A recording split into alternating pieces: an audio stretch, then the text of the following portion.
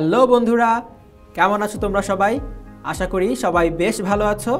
আমি FM আবির তোমাদের সবাইকে স্বাগত জানাচ্ছি গো জি8-এ।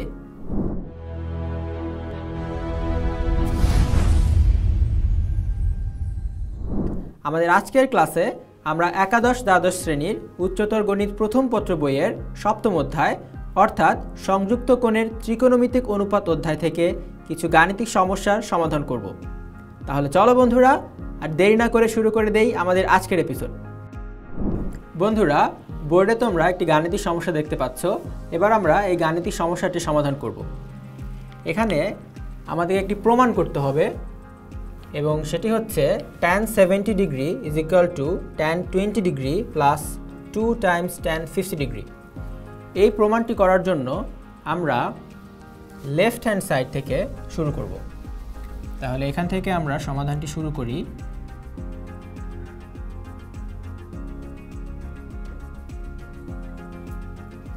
আমাদের লেফট হ্যান্ড সাইডে দেয়া আছে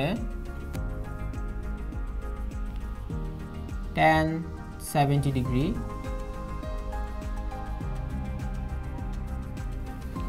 এখন tan 70 ডিগ্রিকে আমরা যদি ভাঙি, 70 ডিগ্রিকে আমরা লিখতে পারি 50 ডিগ্রি প্লাস 20 ডিগ্রি।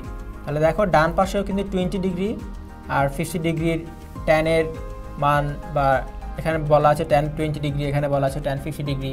আর সে কারণেই কিন্তু আমরা আসলে লেফট সাইড থেকে আমাদের প্রমাণটি শুরু করেছি, কারণ 70কে আমরা 50 আর 20তে চাইলেই ভাঙতে পারবো।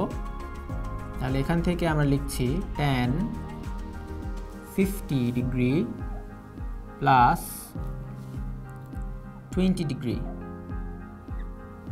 তাহলে এখন এটা tan a প্লাস b এর সূত্রে চলে যাবে। সূত্রটি আমরা এই পাশে লিখছি তোমাদের সুবিধার জন্য। tan a plus b is equal to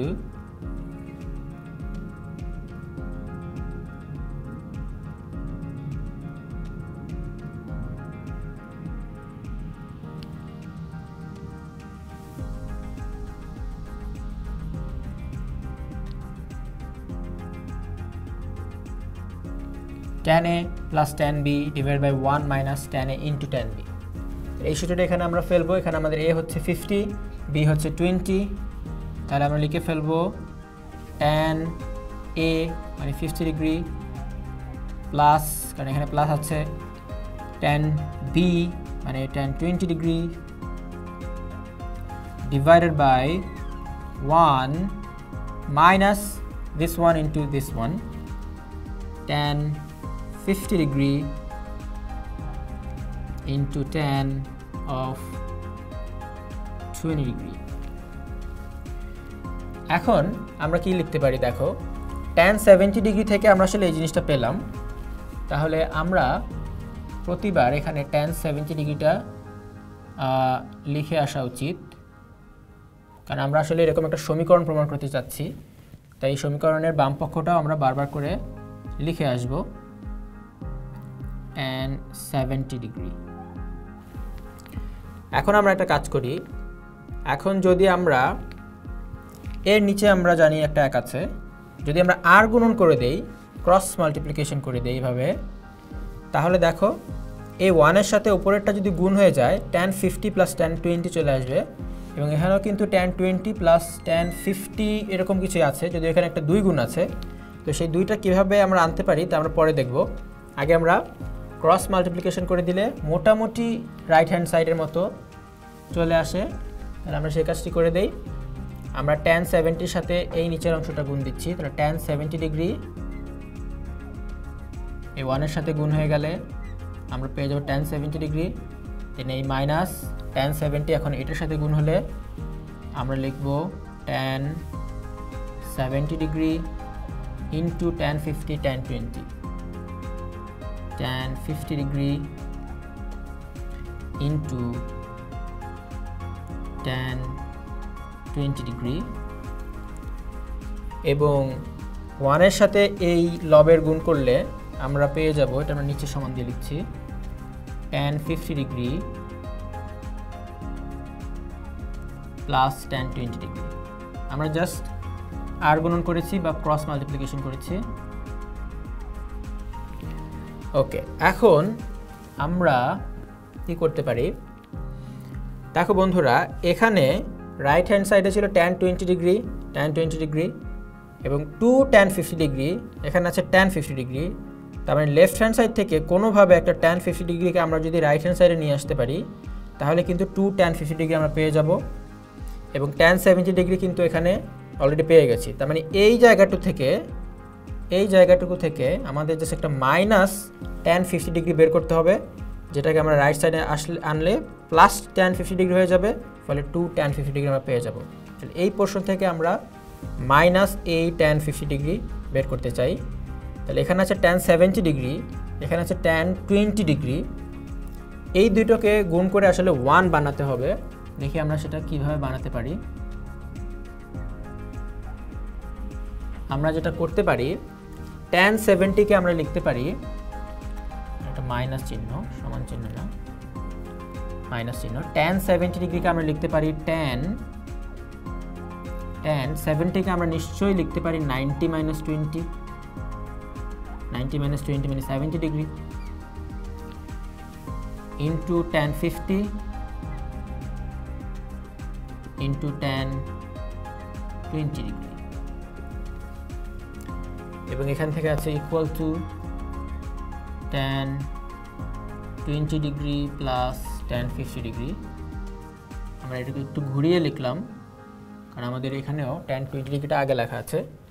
এখন আমরা বাকি কাজটা এই পাশে করে ফেলার চেষ্টা করি। tan 70 ডিগ্রির মতোই থাকুক। এখান থেকে দেখো tan 90 - 20, এটা হচ্ছে আমাদের প্রথম চতুর্ভাগে, তার মানে প্রথম চতুর্ভাগে সবাই পজিটিভ, তাই ট্যানও পজিটিভ, তাহলে এখানে মাইনাসটা আসলে মাইনাসই থাকবে, এক্সট্রা কোনো মাইনাস আসবে না। এবং যেহেতু 90 ডিগ্রি এর বিজোড় গুণিতক, তাহলে ট্যান কিন্তু হয়ে যাবে কট, এটা আমাদের theta, cot 20 degree into tan 50 degree, tan 50 degree into tan 20 কে কিন্তু আমরা চাইলে লিখতে পারি 1/cot 20, কারণ tan আর cot হচ্ছে উল্টা ত্রিকোণমিতিক অনুপাত, is equal to ultimately tan 20 degree plus tan 50 degree. এখান থেকে cot 20 কিন্তু ক্যান্সেল আউট হয়ে জাস্ট 1 থাকবে, এবং এখান থেকে আমরা পেয়ে যাচ্ছি tan 70 ডিগ্রি ইকুয়াল টু এই মাইনাস tan 50 ডিগ্রিকে আমরা ডান সাইডে নিয়ে আসলে আমরা পেয়ে যাব tan 20 ডিগ্রি প্লাস অলরেডি একটা tan 50 ডিগ্রি এখানে ছিল, মাইনাস tan 50কে আমরা এই সাইডে নিয়ে আসলে আরও একটা tan 50 ডিগ্রি অ্যাড হলো রাইট সাইডে। আলটিমেটলি আমরা পেয়ে গেলাম লেফট সাইডে tan 70 degree equal to right সাইডে পেয়ে গেলাম tan 20 ডিগ্রি, এবং এই দুইটি tan 50 ডিগ্রিকে আমরা যোগ করে দিলে পেয়ে যাই 2 tan 50 ডিগ্রি। তাহলে এই জিনিসটাই কিন্তু আমাদের আসলে প্রমাণ করতে বলেছিল, তাই আমরা লিখে দিলাম প্রমাণিত। বন্ধুরা, আশা করি তোমরা এই প্রমাণটিও খুব ভালোভাবে বুঝতে পেরেছো। বন্ধুরা, এবার আমরা একটি গাণিতিক সমস্যার সমাধান করব। এই গাণিতিক সমস্যাটিতে বলা হয়েছে a আর b হচ্ছে ধনাত্মক সূক্ষ্মকোণ এবং cos a এর মান দেয়া আছে 4/5, sin b এর মান দেয়া আছে 5/13। তাহলে sin a - b, cos a + b এবং tan a + b এর মান নির্ণয় করতে হবে। অর্থাৎ এগুলো কিন্তু এক একটা তোমরা দেখতে পাচ্ছ যৌগিক কোণ, যৌগিক কোণের ত্রিকোণমিতিক অনুপাতের মান বের করতে হবে। তাহলে আমরা এখান থেকে সমাধানটি শুরু করি।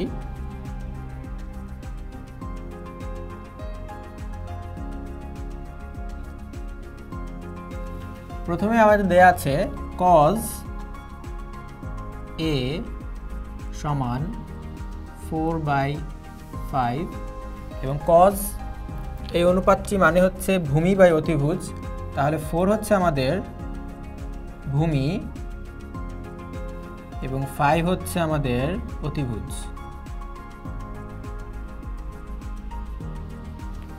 তাহলে আমরা যদি একটু সমকোণী ত্রিভুজ চিন্তা করি, এই কোণটাকে আমরা চিন্তা করছি এ, তাহলে আমাদের ভূমি হচ্ছে, আমাদের লম্ব হচ্ছে এই কোণের বিপরীত বাহু, এটা আমাদের ভূমি হচ্ছে এই অংশটুকু, আমরা এটাকে ABC নাম দিলাম, বা আমরা এটাকে আচ্ছা নাম না দিই, আমরা এটাকে শুধু ত্রিভুজটাই চিন্তা করি। তাহলে এই অংশটা হচ্ছে আমাদের ভূমি, যেটা হচ্ছে 4, অতিভুজ হচ্ছে 5। আমরা লম্ব বের করতে পারবো খুব সহজেই পিথাগোরাসের সূত্র দিয়ে। অতিভুজ স্কোয়ার, তার মানে 5 স্কোয়ার মাইনাস আমাদের ভূমির স্কোয়ার মানে 4 স্কোয়ার সমান, এখান থেকে আমরা পেয়ে যাচ্ছি 25 মাইনাস 16, তার মানে আলটিমেটলি স্কোয়ার রুট 9, আলটিমেটলি আমরা পেয়ে যাচ্ছি 3। তাহলে আমাদের লম্ব হচ্ছে 3। তাহলে এখান থেকে cos A আমরা চাইলে sin A বের করতে পারি। sin A মানে হচ্ছে লম্ব বাই অতিভুজ, তাহলে লম্ব যেহেতু 3, তাহলে 3 অতিভুজ হচ্ছে 5। এখন আমাদের চিহ্নটা আসলে কেমন হবে? এখানে বলা হয়েছে A আর B হচ্ছে ধনাত্মক সূক্ষ্মকোণ, তার মানে এটা যদি আমাদের কার্টেসিয়ান কোঅর্ডিনেট সিস্টেম হয় তাহলে আমাদের কোণ, দুইটা কোণই হবে ধনাত্মক, তার মানে ঘড়ির কাঁটার বিপরীত দিকে ঘুরবে, এবং তারা সূক্ষ্মকোণ, তার মানে এই 90 ডিগ্রি এর এই পাশে কিন্তু তারা, এই চতুর্ভাগে তারা কিন্তু আসবে না, তারা কিন্তু আলটিমেটলি এই প্রথম চতুর্ভাগেই থেকে যাবে। তাহলে প্রথম চতুর্ভাগে সব ত্রিকোণমিতিক অনুপাতের সাইন কিন্তু পজিটিভ, তাই এখানেও সাইনটা পজিটিভ থাকবে। আমরা সাইন এ বের করে ফেললাম, আমাদের cos A তো দেয়াই ছিল, এখান থেকে আমরা চাইলে tan A বের করতে পারি। tan A মানে কিন্তু sin A by cos A, অথবা সরাসরি আমরা চিত্র থেকে বের করতে পারি। tan A মানে কত? লম্ব বাই ভূমি, লম্ব হচ্ছে 3 আর ভূমি হচ্ছে 4। আমরা এটা বের করে ফেললাম। এখন আমাদের আরও একটা ভ্যালু দেওয়া আছে sin B, তাহলে এই sin B থেকে আমরা একইভাবে cos B এবং tan B বের করতে চাই। তাহলে আমরা যেটা করব, আমরা এই অংশে cos A, আমাদের এখন দেওয়া আছে sin B, sin B সমান 5/13, আর sin হচ্ছে লম্ব বাই অতিভুজ, তাহলে 5 হচ্ছে আমাদের লম্ব এবং 13 হচ্ছে এই ক্ষেত্রে আমাদের এই সমকোণী ত্রিভুজ। এটা কিন্তু ভিন্ন একটা সমকোণী ত্রিভুজের জন্য, তোমরা বুঝতে পারছো, এটার অতিভুজ কিন্তু 5 ছিল আর এটার অতিভুজ হচ্ছে 13। তাহলে সেই ত্রিভুজটি আমরা এঁকে ফেলি, এটাকে আমরা বি কোণ নাম দিলাম। তাহলে এটা হচ্ছে তার লম্ব যেটা কিনা 5, এটা হচ্ছে তার অতিভুজ যেটা বলা আছে এখানে লিখছি 13, এবং আমাদের ভূমিটা বের করতে হবে। তাহলে একইভাবে লম্বের স্কোয়ার মানে 13 এর স্কোয়ার হচ্ছে 169 মাইনাস লম্বের স্কোয়ার হচ্ছে 25, আলটিমেটলি এখান থেকে আমরা পেয়ে গেলাম 144 মানে আলটিমেটলি 12। তাহলে আমাদের ভূমি হচ্ছে এক্ষেত্রে 12। তাহলে sin B আমরা cos B বের করতে পারবো, এটা আমাদের সূক্ষ্মকোণ। cos B হচ্ছে ভূমি বাই অতিভুজ, তাহলে ভূমি হচ্ছে 12, অতিভুজ হচ্ছে 13। এবং একইভাবে আমরা tan B ও বের করতে পারবো। tan B সমান হচ্ছে লম্ব বাই ভূমি, লম্ব হচ্ছে 5, ভূমি হচ্ছে আমাদের 12। তাহলে আমরা sin A, cos A, tan A, sin B, cos B, tan B বের করে ফেললাম। এখন আমরা এই যৌগিক কোণগুলোর ত্রিকোণমিতিক অনুপাতের মান বের করতে পারবো। প্রথমে আমরা এটাকে 1 নাম্বার দিয়ে চিন্তা করি, এটা যদি 1 নাম্বার হয় তাহলে 1 নাম্বারের মান বের করতে যাচ্ছি sin A মাইনাস B, এটা সমান আমরা লিখতে পারি, আমরা সূত্রটা যদি মনে করি, sin A কোণের sin ইন্টু B কোণের cos, মাইনাস আছে তাই মাইনাসই বসবে। এবার A কোণের cos ইন্টু B কোণের sin, এখান থেকে আমরা মানগুলো বসাবো। sin A সমান আমরা বের করেছি 3/5 ইন্টু cos B সমান আমরা এখানে বের করছি 12/13 মাইনাস cos A আমাদের দেয়া ছিল 4/5 sin B দেয়া ছিল 5/13। তাহলে এখান থেকে আমরা বুঝতে পারছি নিচে আসে কত 5 13 65, নিচে পেয়ে যাচ্ছি 65, উপরে 3 12 36 মাইনাস এখানে 65, উপরে 20। তার মানে আলটিমেটলি নিচে 65, উপরে 36 মাইনাস 20, মানে আমরা পেয়ে গেলাম 16/65। তাহলে আমাদের উত্তরটি হচ্ছে 16/65 এক নম্বরের জন্য। এটাকে আমরা 2 নম্বর হিসেবে চিন্তা করি। cos A প্লাস B একইভাবে আমাদের বের করতে হবে cos A plus B। cos এর জন্য সূত্রটি ছিল cos A cos B plus থাকার কারণে cos A হচ্ছে মাইনাস এবং তারপরে sin A sin B। মান বসিয়ে দেই। cos এর মান হচ্ছে 4/5, cos B এর মান হচ্ছে 12/13, sin A এর মান হচ্ছে 3/5 এবং sin B তার মান হচ্ছে 5/13। একইভাবে যদি এখান থেকে আমরা ক্যালকুলেশন করি, নিচে 65 আসে, 65কে আমরা একবারে লসাগু করে দিলে 4 12, এখানে আসে 48, এখানে আসে 15, আলটিমেটলি 65, এখানে আসে 8 থেকে 5 গেলে থাকে 3, 4 থেকে 1 গেলে থাকে আলটিমেটলি 3। 33/65 হচ্ছে আমাদের 2 নম্বরের অ্যান্সার। এটাকে আমরা আলটিমেটলি 3 নাম্বার যদি নাম দেই, তাহলে এই পাশে আমরা tan এরটা বের করে ফেলি, tan A প্লাস B